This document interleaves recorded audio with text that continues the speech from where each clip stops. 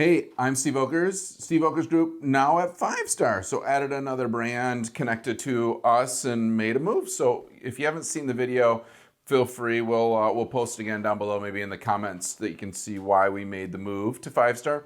But we are talking the market. Like always, we've got the real estate market data that Kevin puts together for us. And I've got a lot of tabs today, a lot of tabs. Trying to figure out what's going on, and I get it that everybody doesn't really know, but I think we're maybe, I put down on my notes here, maybe stabilizing.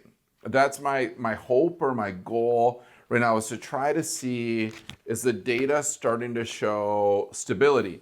Even though everything is down compared to last year, is it the new normal, right? And how long then is the new normal gonna last? So if we go into all the data, which you can get this book obviously from our website, and you really are going to see everything is still down. So residential sales compared to last year, 21%. Last month was 20%. So a similar number, right? Same thing with the 5-year running average. We're at 29% on the 5-year running average, which would make sense because we're going down steady, and that number is going to come down. Same thing, year to date, closed transactions were 16% down compared to last year.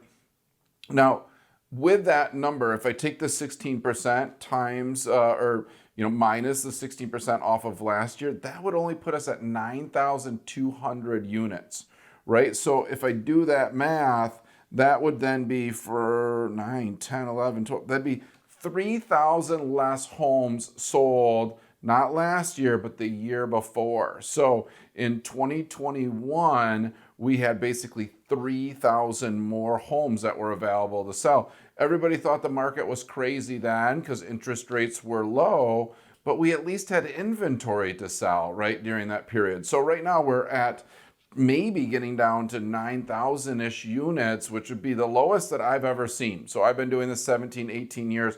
We've never seen that low of inventory sold. Year-to-date closings, 18%.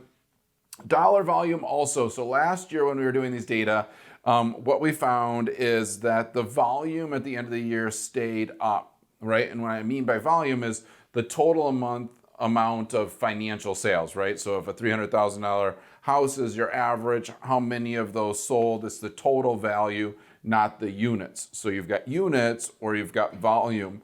Volume is what we're talking about. And that is down 12% now. And that has been sort of, again, the average 9, 11, 11, 10, 11, and now 12. So you're seeing some markers to say that our maybe we're stabilizing, right? We're down 11, 12%. Median sale prices up though still at 7%. And then I'm going to flip over, and this is where I think we're starting to see some of the stabilization, which is the list price to sale price, right?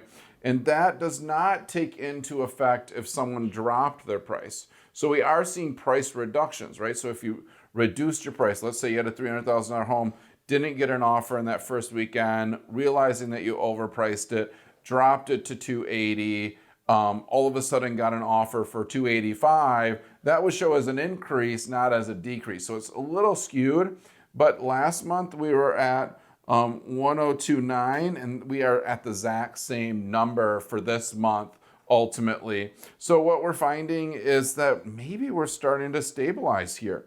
We have, some numbers that are looking the same month over month. And so I don't know. We'll see. What I am hearing and what I am seeing, couple things. Really, it's the same thing. We wrote an offer. One is listings aren't always doing the weekend hold anymore, right? So the traditional way that over the last 3 years, it seems like a lot of agents have started to do is list on a Wednesday, Thursday, offers due Monday, Tuesday, review it within 24 hours of that, and try to get the bidding war up. How many deals can we get, right? But what we're finding is that sellers aren't doing that as much. And so if you're not on that house in the first 24 hours, you might not get an opportunity, even if they scheduled an open house. So I had one of those in Elder Heights, long-term client, reached out, said, hey, Steve, we want to see this house sometime in the next couple days. Looks like there's an open house.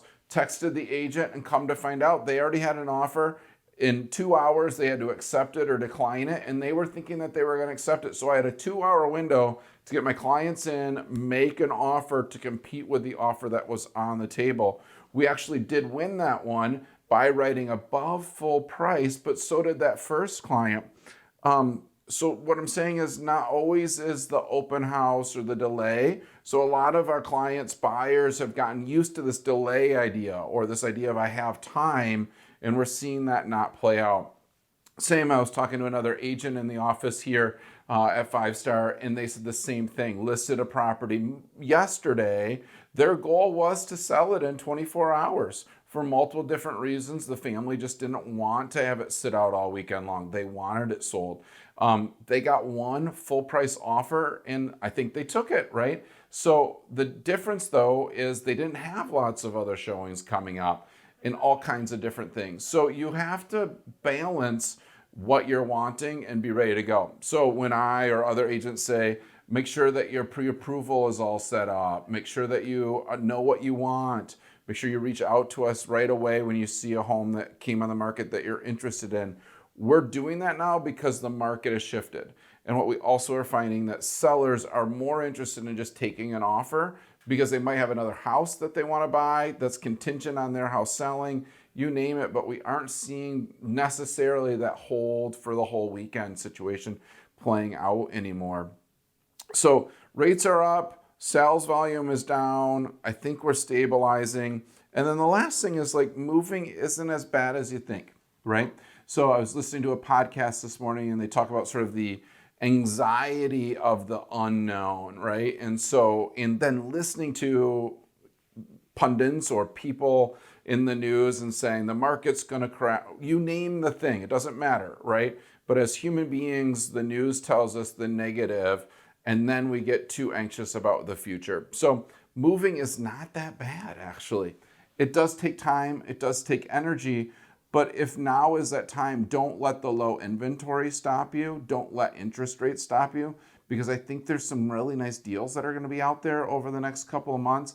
And I think this is one of those like sort of sweet spots. It might not feel like that because there's not a lot to buy, but when the right house comes up, I think it will be that sweet spot over the next, I don't know, maybe 3 to 4 months until we hit spring market next September, that you can pick up an opportunity that you might not pick up. I think next September or next, March and April, once we hit spring market, we're going to get back to, again, multiple offers, a little bit of a price increase, especially if rates go down. I don't know if they'll go down. A lot of lenders are pitching that because of the election next year, that rates will stabilize and or go down to make sure that someone is elected. We'll see. Election years are always goofy. You never really know what's going to happen with the market. So to end, I would just say feel free to reach out. We'd love to help you. That's the market update here at Steve Volkers Group at 5-Star. I'm Steve. Thanks for tuning in again. See ya.